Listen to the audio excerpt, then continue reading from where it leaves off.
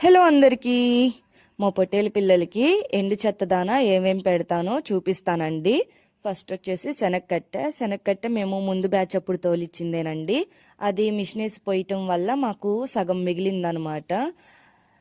మిషనేసి పోయటం వల్ల అదేనండి లాభం, ఎక్కువ వేస్టేజ్ పోదు.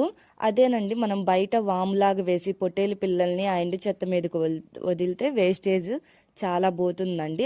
ఆకు తినేసి పుల్ల వదిలేస్తాయి అనమాట. అసలే శనగకట్ట చాలా కాస్ట్ ఎక్కువ అండి, మనకి తొందరగా కూడా దొరకదనమాట. అది మనం ఎంత జాగ్రత్తగా వాడుకుంటే అంత బెటర్ అనమాట, వాటికి వేస్ట్ చేయకుండా. ఇంకపోతే మినుం కట్టె వచ్చేసి మాకు ఊళ్ళోనే దొరుకుతుందండి. ఎందుకంటే మాకు ఊళ్ళో మినుం పంట వేస్తారనమాట. మినుం పంట కోతకొచ్చాక గింజలన్నీ రాలగొట్టుకున్నాక మినుం కట్టె అనేది మాకు చాలలోనే ఉంటుందండి. ఆ మినుం కట్టె మేము తోలుకొచ్చుకున్నాం అనమాట. మినుం కట్టె ఇప్పుడు మా దగ్గర ఒక 2-3 ట్రక్కులు ఉందండి. ఇంకపోతే కందిపొట్టు మా ఇంటి దగ్గర ఉన్న వాళ్ళు ఒక 2-3 ఈసాలు వేసుకున్నారండి. కంది పంట వేసుకున్నారు వాళ్ళు. కందులు అన్నీ రాలగొట్టుకున్నాక కంది చెత్త మాకు ఇచ్చారనమాట. ఎందుకంటే పొట్టేళ్ళు ఉన్నాయి కదా, పొట్టేళ్ళు తింటాయి అని చెప్పేసి మాకు ఇచ్చారు.